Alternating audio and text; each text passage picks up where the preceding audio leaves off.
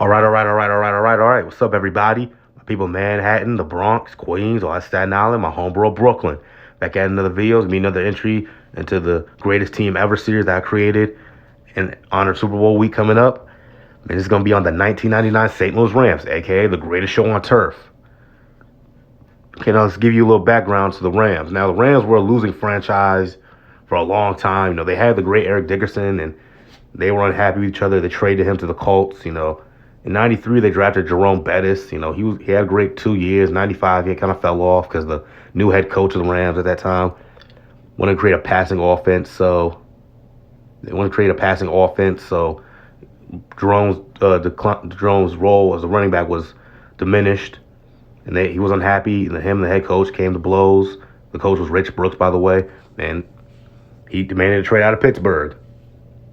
Okay, now the building of this team started in 1994. They drafted Isaac Bruce. Okay, the next year, '95, and also signed undrafted free agent defensive tackle DeMarco Farr, going to make a Pro Bowl that year in '99 with the Rams. '95, they drafted defensive end Kevin Carter, very talented defensive end. Okay, they hired Dick Vermeil, tried to turn it all around. It didn't work his first year. In the off season, going into the '99 season, they hired Mike Martz, who was the quarterback coach for the Redskins, to be the offensive coordinator, and they signed his quarterback in Washington, Trent Green. They traded for Pro Bowl running back Marshall Faulk and drafted wide receiver Torrey Holt and cornerback Dre Bly. Okay, in the preseason that year in '99, of course they played San Diego and St. Louis, and Rodney Harrison, notorious dirty safety, hit Trent Green in his his knee, tore his ACL. He missed the whole season, and Kurt Warner checked in and took over. Of course, we all know Dick Vermeil press conference when he was crying. We will rally around Kurt Warner, and we will play good football. Dick Vermeil's emotional ass, but yeah. So all hopes were high. Then with that hit, Trent Green out for the season, things seemed low. Then the opening day against the Baltimore Ravens in St. Louis, they won 27-10, and well, it took off from there. Kurt Warner went on to win the league MVP, even though, in my opinion, Marshall Faulk probably should have got it. Marshall Faulk did win the team MVP. However, the Rams were the number one offense in the league. They went 13-3.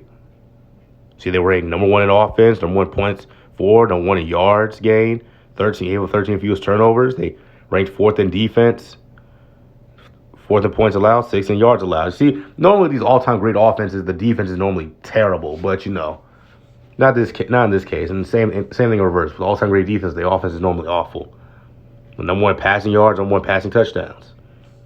And they ran through teams. Next week, we play the Falcons to beat them 35-7. The first loss to the Tennessee Titans, their eventual Super Bowl opponent in Tennessee. Played Detroit, lost 31-27. And played the Eagles on the last game of the season and lost 38-31. But they finished the season 13-3. Beating San Francisco, who had dominated them in their division the whole year. And the Falcons, who was the NFC champion the year before, 98.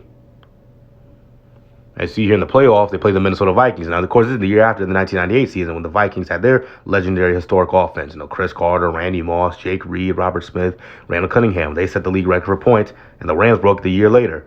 Of course, Randall Cunningham was gone. So if Randall Cunningham stayed and they played each other in the 99 season, that would have been interesting. That would have been a hell of a game. But see, the Rams held on to beat them 49-37. They played the Tampa Bay Buccaneers. Now, of course, this is at the height of the Buccaneers defense. Warren Sapp was the defensive player of the year in '99. Had Derek Brooks, had Hardy Nickerson, the middle linebacker, had John Lynch, had Rondy Barber. So, of course, it was a very low-scoring ball game. 11-6, that's an odd score. Get 11 points in NFL games is rare. They held on to beat them. Kurt Warner threw a touchdown to Ricky Prohl, an unnamed wide receiver. The Rams' top three receivers were, of course, Isaac Bruce, Torrey Holt, and Azahir Hakeem. So Ricky Prohl caught in the game-winning touchdown. Cinderella, the unknown receiver, makes the game-winning play. But, yeah, of course, they went on to face Tennessee in the Super Bowl. Look at all these Pro Bowlers. The Hall of Fame left tackle Orlando Pace, I got to forget about him. They drafted him number one overall in 1997. Of course, they are playing the Titans in the regular season. They get to the Super Bowl, play Tennessee, who had a very ferocious defense. They had a rookie, Javon Curse, who set the rookie record for sacks at 14. He still holds that record to this day, 14 sacks. They had, of course, Eddie George, the late great Steve Aaron McNair. Had Kevin Dyson, Derek Mason, a receiver. Had Frank Wycheck, a tight end. Titans had a good squad that year. Of course, they faced in a classic Super Bowl. To me, Super Bowl 34 is probably one of the most underrated Super Bowls ever. I've watched it live. It was on NFL Network a couple years. They replayed it. It was a great Super Bowl, start to finish.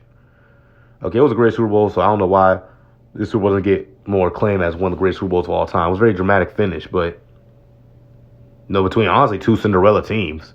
But yeah, of course, the Rams. Kurt Warner threw that rainbow pass while getting hit by Javon Curse to Isaac Bruce, which made the game 23-16. Of course, the Titans won a historic final drive. Steve Ray McNair. They just could not get Steve McNair down. Big old country boy from Mississippi. They couldn't get him down. He threw to Kevin Dyson. Dyson was at the 10-yard line. Rams called timeout. They're trying to win it. And it all culminated in this play, the tackle. The middle linebacker, number 52, right there, Mike Jones, tackled Kevin Dyson. Kevin Dyson was down at was down. He couldn't get it.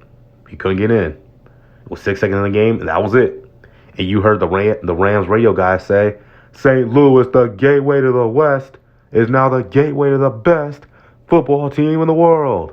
I don't know if you've seen this game on NFL Films. That's what the Rams play-by-play call says. And the Rams were world champions. The first Super Bowl and only Super Bowl franchise history. They won in St. Louis. 4 years after moving, 5 years after leaving Los Angeles, moving to St. Louis, going through struggle season, building a great team. All hope seemed lost when Trent Green went down. They said they got something better. They got Kurt Warner, a.k.a. Cinderella Man. Dude was undrafted in 94, bagging groceries with his wife in Iowa. Played for the Arena Football League, Iowa Barnstormers, and now he's a Super Bowl MVP. League MVP and a Super Bowl champion. But yeah, the greatest show on turf is probably the greatest offense in NFL history. The 98 Vikings, the West Coast offense 49ers, the 07 Patriots, the 13 Broncos, the 99 Rams are right up there. They're an all-time great team, too. Hall of Famers. Currently, they have 4. Kurt Warner, Marshall Faulk, Orlando Pace, and Isaac Bruce.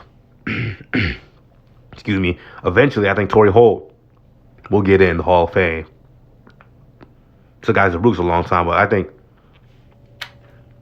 Torrey Holt will get in eventually. But what do you guys think? Are the 99 Rams one of the greatest teams of all time? Are the greatest team of all time? The greatest offense of all time? If you're not, comment down below. Click the like button, subscribe, and help a young brother grow on YouTube. All right? See you all.